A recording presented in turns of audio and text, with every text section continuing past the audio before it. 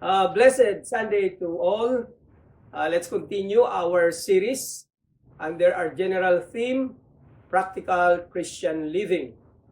At ang tinitingnan natin ditong important word is the word success. Yan. Paano ba maranasan ang tunay na tagumpay sa buhay? So, pinag-uusapan natin sa series na ito, 7 ways to live God's purpose. Kasi ng definition natin ng success, o isa sa mga definition natin ng success, ay yung kapag naipamuhay natin ang layunin ng Diyos sa ating buhay, doon natin may tuturing na tayo ay matagumpay. So the 7 ways are means that are necessary to live God's purpose that would define our true success. So far, 2 ways na ang ating napag-usapan. Tawag nga natin dito ay mga winning ways. No? Kasi ang ginagamit nating illustration, kadalasan, kinukuha natin sa Bible, syempre yung illustration ng sports, no? Athletics. No? Kung saan ay, syempre para tayo manalo, kailangan natin ng mga winning moves or winning ways. So ang unang winning way natin na pag-aralan ay aim high. No, kailangan ang layunin natin sa buhay ay hindi yung hanggang sa lupa lamang, no? Kundi yung mga bagay na makalangit. Yun ang ibig sabihin natin doon ng aim high. At ang pangalawang winning way ay break the barrier, no? So may mga obstacles para makamit natin o magampanan natin yung layunin sa ating buhay. No? Napag-aralan natin yung 3 na mga obstacles, no? At kailangan ma-overcome natin yung ma-break natin yung barrier o yung mga obstacles na yon para maganap yung kalooban ng Panginoon sa ating buhay. So napansin nyo, A, B. So alphabetical po ang simula ng mga letters po, ng mga keywords na ating pag-aaralan sa series na ito. So ang pangatlo po na winning way, commit to excellence. Sabihin nga ho natin, commit to excellence. If we want to live God's purpose in our life, we must commit ourselves to excellence. No? Ang verse natin dito ay matatagpuan natin sa 1 Corinthians chapter 9 verse 24. Sabi dito, do you not know that in a race all the runners compete, but only one receives the prize? So run that you may obtain it. So, isa na naman pong passage sa Bible na naglalarawan sa Kristiyanong pamumuhay na parang isang karera, no? At tayong mga Kristiyano, yung mga atleta, o in particular dito sa ginamit na illustration dito ay mga atletang mananakbo, no? Sa isang race. Yun, no? So, ang illustration na ito na ginamit ni Paul ay katapusan ng kanyang discussion dito sa chapter 9, no? At alam natin, ang ilustrasyon ay ginagamit para higit na maunawaan kung ano yung katotohanan na gusto nating iparating. No? Truths that we want to convey, we use illustrations, parang sabi nga, parang bintana yan, no? Sa mensahe na mas naunawaan natin. No? So, ano ba pinag-uusapan dito sa chapter 9? So dito, una sa lahat, pinagtatanggol ni Apostle Paul ang kanyang apostleship. Alam niyo naman, laging may mga kontrabida, bumabatikos, at pinagbibintangan siya na hindi naman siya tunay na apostol. No? So yun ang unang bahagi nito, pinagtatanggol niya ang pagkakatawag sa kanya bilang apostol ng Panginoong Kristo. At sa bandang huli, bago itong ilustrasyon na ito, ay ipinahayag ni Apostle Paul ang kanyang passion and desire pagdating sa pag-share ng gospel. No? Alam naman natin, yan ang purpose niya, no? Yan ang tawag sa kanya, to preach the gospel to the Jews and most especially to the Gentiles. Kaya doon talagang inihahayag niya yung matindi niyang passion na makapag-share ng gospel. Kaya nga yung 2 verses previous dito sa verse 24, yung verses 22 and 23, itong sabi niya, I have become all things to all people, that by all means I might save some. I do it all for the sake of the gospel. So gagawin niya ang lahat for the sake of the gospel. So, kumbaga parang sinasabi niya rito, flexible ako sa mga tao, sa pakikisalamuha ko sa mga tao, sa approach ko sa mga tao, kung yun ang kailangan, no? Para may maligtas, para may makakilala sa Panginoon. So nandun, binuhos niya, no, talagang yung kanyang passion, no, na talagang parang sinasabi niya, seryoso ako sa purpose ng Diyos sa aking buhay. So pagkatapos noon, sa kanya sinabi itong ilustrasyon ito, no, parang sumihit siya, no, na pag hindi natin unawain, parang ano bang kaugnayan, no? So kaya tingnan natin ngayon yung illustration dito. So what do you think is the point that Paul was trying to emphasize among his readers? At syempre sa atin na rin ngayon na nagbabasa ng Biblia. So ito yun, ano? In a race, all competitors will run, but only one will get the gold medal or finish first. Yun ang sinasabi niya ito. No, lahat ng kasali tatakbo, pero isa lang ang mananalo. O sabihin natin, tatlo siguro, first, second, third, pero isa lang ang mauna. Isa lang makakuha ng gold medal, isa lang magiging kampiyon. Yan ang sinasabi niya rito, no? At for sure, yung magiging kampiyon, yung makakakuha ng gold medal, yung mauna, siya yung pinakamabilis tumakbo. No? Ibig sabihin natin, siya yung pinaka-excellent runner na sinasabi niya rito, no? So, ang point ng illustration ay challenge niya ang kanyang mga the readers, no, to run like that winner. Parang sinasabi niya, kung tatakbo rin lang kayo, ang gayahin nyo, yung mananalo. No? Kaya nga sabi niya rito, no, so run that you may obtain it, or run that you may get the first place, or run that you may win. No? Or in short, parang sinasabi niya rito, sasali na rin lang kayo, no? Maghahangad na rin lang kayo, tumakbo na kayo, kagaya ng ang hinahangad ay ang first o gold, no? Yun ang sinasabi niya. So, sa context naman ng sharing the gospel, no? O sa context ng pamumuhay bilang isang Kristiyano o paglilingkod bilang isang Kristiyano, na yun ang pinag-uusapan talaga rito, no?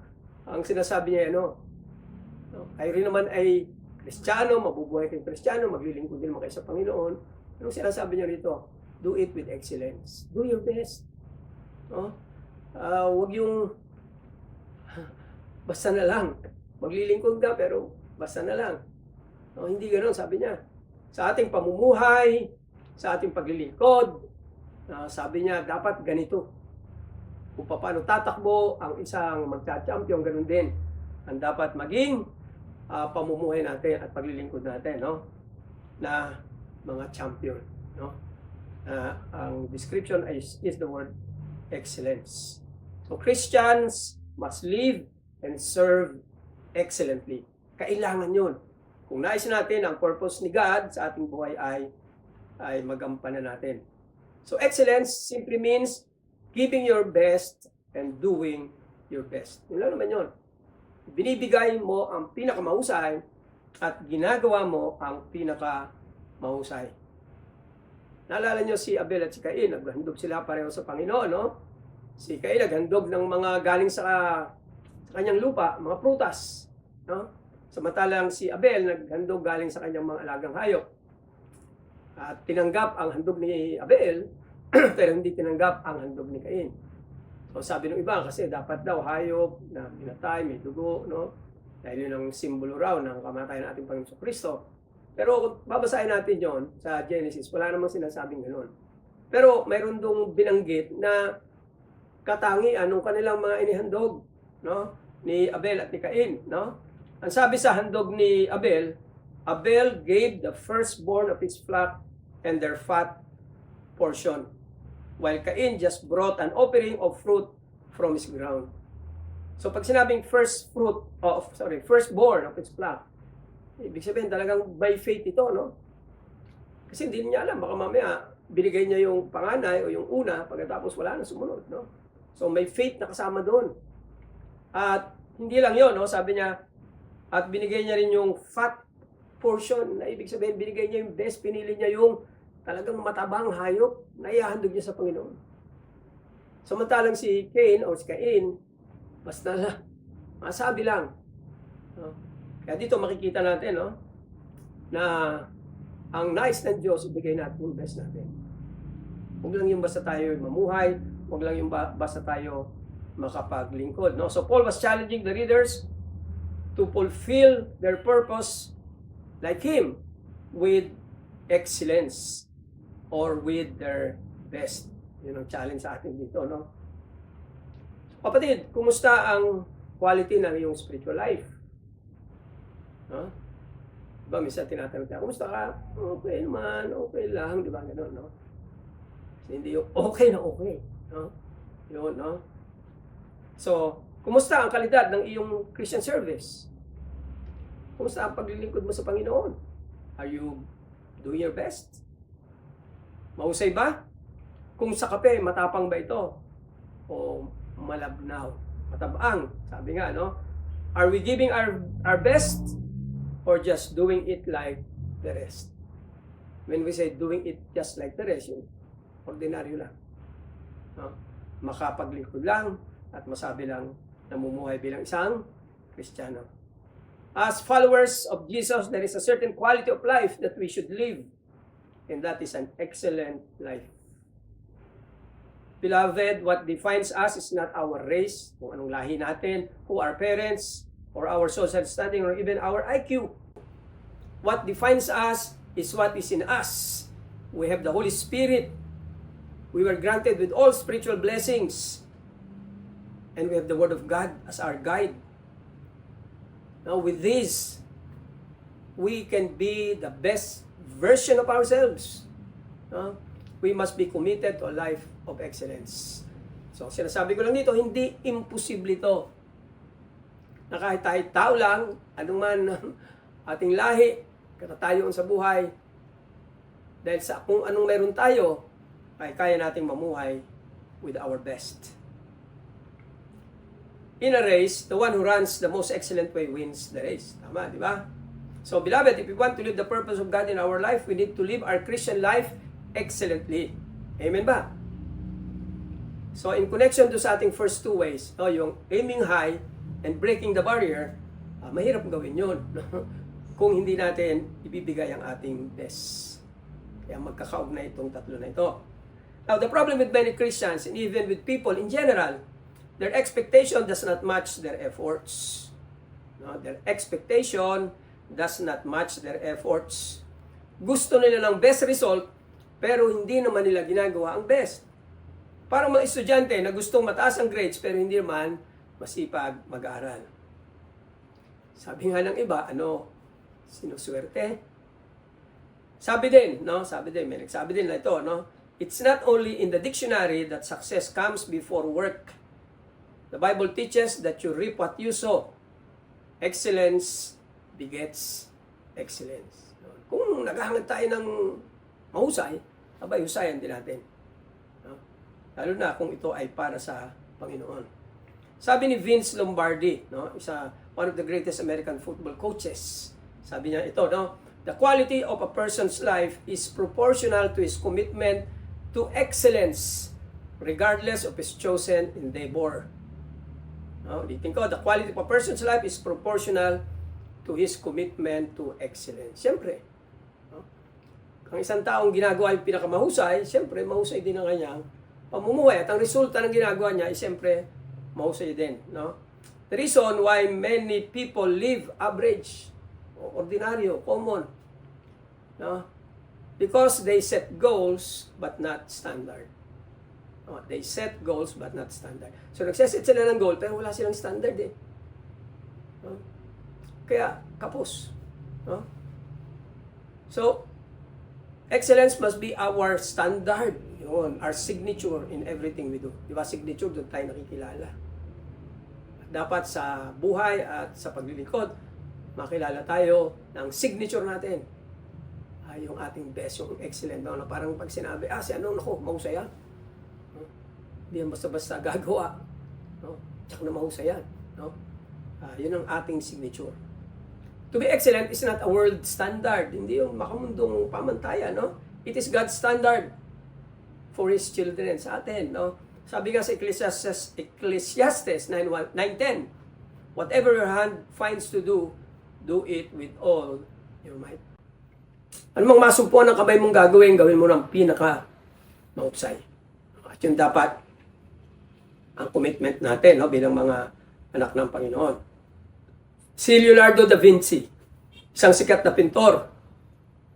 Ang dalawang pinakasikat niyang obrang maestra yung ginawa, pininta, ay Mona Lisa at Last Supper. Yun, minsan tinanong siya Sabi, Mr. Da Vinci, what do you think was your greatest painting or your obra maestra? At itong sagot niya, gagawin ko pa. Gagawin ko pa. So, ibig sabihin, hindi siya nasiyahan doon sa kanyang mga ginawa, bagamat ang mga tao yung hangang-hanga at bilib na bilib na sa kanya. Pero sa kanyang sarili, gagawin niya pa yung best niya. No? So, the secret of success of Mr. Lombardi and Mr. Da Vinci was their commitment to excellence. Beloved in the Lord, yan din ang sikreto natin. No? Kung gusto natin maging mahusay ang ating buhay, maging mahusay ang ating paglilingkod, maging mahusay din tayo. So in the same manner, beloved, as followers of Jesus, we must be committed to excellence. Amen? Tandaan natin ito, ha? The enemy of best is not worst, but better. Don't settle for what is less than excellence. No? Narinig nyo ba yung salitang mediocrity? Mediocrity. So, ang larawan nito ay isang tao na nagplanong umakyat sa tuktok ng bundok. Subalit ang makarating na sa gitna, at medyo mahangin na rin naman, no? Ay decided to stay in the middle. At hindi na umakyat sa tuktok. Yun ang word na mediocrity. Staying in the middle or at the middle. Where you can still move upward. No? So many people tend to stay at their comfort zone. Parang okay naman, okay na. Ang problema lang, hindi nila inabot yung kaya pa nilang abutin. No? Dahil sa kanilang pagiging mediocre. Another word for mediocrity ay complacency. Yung parang okay lang, pwede na. No? Pero sa ating mga Kristiyano, sa ating mga anak ng Diyos, hindi yun ang kanyang inaasahan. Lalo na kung nais mo maging matagumpay, kung nais mong tuparin ang layunin ng Diyos sa iyong buhay. So ang magandang tanong ngayon, sa practical application ng ating message, ano ba yung sikreto para maging excellent tayo? So, gamitin na rin natin yung talata, medyo expand lang natin, basahin natin yung mga succeeding verses. At ano ba sikreto ng isang mananakbo para siya makakuha ng gold medal? No? Para siya maging mahusay na mananakbo, ay pwede nating ikumpara yan sa ating buhay Kristiyano. No? Na yung mga sikreto ng isang mananakbong kampiyon ay sikreto din ng isang Kristiyanong mahusay. Basahin ko 1 Corinthians 9:24 to 27. Do you not know that in a race all the runners compete, but only one receives the prize? So run that you may obtain it. Yun, no? So ito na po. 25. If every athlete exercises self-control in all things, every athlete exercises self-control in all things, they do it to receive a perishable wreath, but we an imperishable.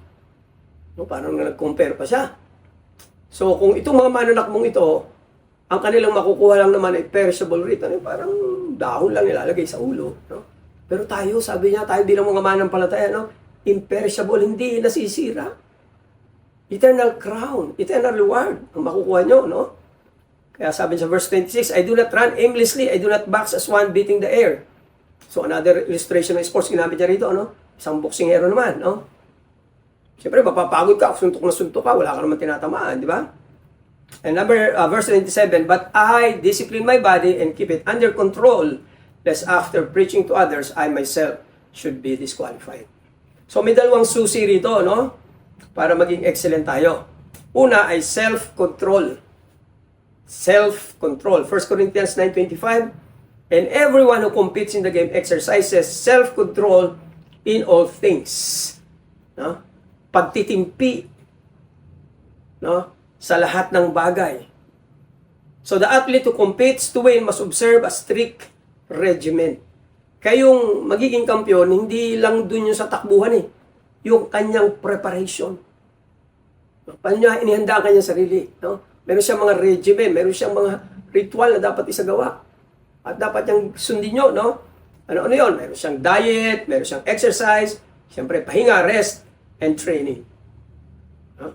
So, self-control is the ability to say no to things which are harmful and a hindrance to win. Yun, no? Yan ang ibig sabihin ng self-control. Kinontrol mo ang sarili mo, nagsabi ka ng hindi, no, sa mga bagay na alam mong harmful, kasakit, at hindi makakatulong o magiging hadlang para ka manalo.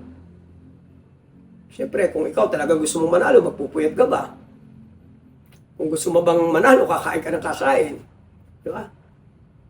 O salip na nasa training ka kung ano-anong ginagawa mo. No? Hindi.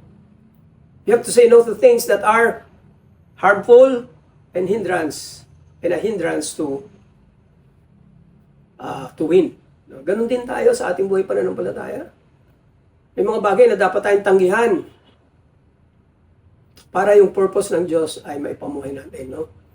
Hanggat hindi natin kukontrolin natin sarili to say no to things na mga harmful and hindrances atin, mahirap tayong matupad natin ang layunin ng Diyos sa ating buhay.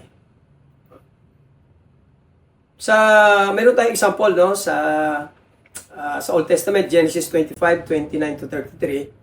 Hindi ko nababasahin itong talata na to, no, pero ito ay tungkol kay Esau at saka kay Jacob. Kapatid sila, kambal sila, no. Si Esau kasi ay hunter, si Jacob naman ay parang houseman. Doon siya lang sa bahay, no. At minsan naghunting ito si Esau at mukhang napagod siya, pagod na pagod, gutom na gutom. At habang si Jacob naman nagluluto ng lugaw, no? At ito sabi ni Esau, no, sa verse 30. Let me eat some of the threads too, for I am exhausted. Pakainin mo naman ako niyang lugaw mo. Medyo tuso rin si Jacob, sabi niya, sell me your birthright now. So ang birthright, yung karapatan ng isang anak, lalo na ang panganay, para siya ang maging main heir o tagapagmana. No, may blessing yung pagiging panganay. No? At si Esau ang panganay, no? Pero sabi niya ni Jacob, sell me your birthright. At ito ang sagot ni Esau, no? I am about to die. Of what use is birthright to me? Jacob said, swear to me now. So he swore to him and sold his birthright to Jacob. So binenta niya ang kanyang birthright sa isang mangkok na lugaw. Di niya napigil yung kanyang gutom. No? Di niya napigil at pinaliwala niya yung napakagandang karapatan na mayroon siya. No? Esau lost his birthright because he cannot say no to his appetite. No? He sold his future practically para lang sa panandaliang sarap ng laman. Ang contrast naman dito ay si Daniel at ang kanyang mga kaibigan, no? Sa Daniel chapter 1, verses 8-16. So sila ay dinala ng mga Babylonian sa Babylon. Pinili kasi yung mga Hebrew youth na medyo mga matitikas at mukhang mahusay, gano'n, no? At dinala sila doon para pag-aralin sa UB, University of Babylon. Kaya lang, may mga ginawa sa kanila, pinalitan ang kanilang mga pangalan, at pati yung kanilang diet pinalitan. At umiling si Daniel na kung maaari, kung ano yung kinakain nila doon, ay yun na nakakainin nila. Siyempre, nung una ay pumayag yung tagapangalaga nila. No? Dahil sabi niya, baka ako mapagalitan, baka pagkatapos ng ilang araw, baka mamayag kayo. At ako sisihin. Ang favor ni God nandoon, so pumayag, napapayag niya. And after 10 days or few days, ang naging resulta, mas malulusog, malalakas, mas matatalino, mas maganda kutis ni Daniel at kanyang mga kaibigan. So hindi sila nagpadala sa kanilang appetite, kundi ang sinunod nila yung kalooban ng Diyos, yung nais ng Diyos para sa kanila. So diyan makikita natin, no, napakahalaga ng self-control. So marami sa atin, no, hindi tayo makapamuhay ng excellent as Christians sa iba-ibang aspeto kasi we cannot say no. Kailangan matuto tayo mag-say no. We want to be excellent. Pangalawa is discipline. Not only self-control but discipline. Sabi sa verse 27, but I discipline my body. Ang ibang version pa, I beat my body. I punish my body. Talagang, and keep it under control. So discipline means to control and command our body to do what is right and necessary. So, gigising ng maaga, di ba? Mag-exercise, mag-training, Sarap pang matulog, no? Pero sasabihin mo sa katawan mo, hindi, pwede. Kailangan mong tumayo. We need to train. Dahil tayo ang mananalo. So, if self-control is saying no, discipline naman is saying yes. Saying yes sa mga bagay na makakatulong, no? Sa mga bagay na magbibigay sa atin ng health sa ating katawan o sa ating Christian life. No? Kaya yun nga, no? So kahit na pagod, kahit na ayaw niya, no, kailangan niyang gawin. Kasi alam niya, mahalaga yun. So marami sa atin, hindi tayo excellent kasi nga kulang tayo sa disiplina. No? Alam natin ang tamang gawin, alam natin ang dapat gawin, pero hindi pa rin natin ginagawa. No? Kulang tayo sa disiplina. Tayong inuutusan ng ating katawan, ng ating isip. Hindi tayong nagkukontrol ng ating katawan at isip para gawin kung ano ang nararapat. Ang ganda nito, isang quotation na to. Sabi niya rito, excellence without discipline is like a Mercedes-Benz without gasoline. Ha? Ang ganda ng Mercedes-Benz, ano? Pero kung wala itong gasolina, wala din itong silbi. Pero din, kung nais nating maging excellent pero wala tayong disiplina, walang mangyayari. No? As I have said, if self-control is saying no to things that are harmful and hindrance, discipline is saying yes to things that are healthy and helpful to fulfill God's purpose in our life. Beloved in the Lord, may cost ang pagiging excellent. Hindi ito basta lang nangyayari. No? So self-control and discipline are the prices we need to pay if we want to become excellent so that we can live according to God's purpose. Tayo manalangin. Ama, salamat po sa inyong paalala sa amin. Lord, we admit na gusto namin maging excellent. Siyempre, sino pa naman ang ayaw, no? Pero sometimes we are not willing to pay the price. Wala kaming self-control o kulang kaming self-control at wala kaming discipline. So Lord, para magampanan po yung kalooban mo o yung layunin mo sa aming buhay, we need to be excellent. Alam namin yon. At para maging excellent, kailangan po yung self-control and discipline. So help us, Lord, na itong mga susi na ito, mga katangian na ito na kailangan namin sa mga iba-ibang aspeto ng aming buhay, Panginoon. Tulungan mo kami na magawa po namin. Magkaroon kami ng self-control at magkaroon kami ng discipline. Salamat po. In Jesus' name we pray. Amen and amen.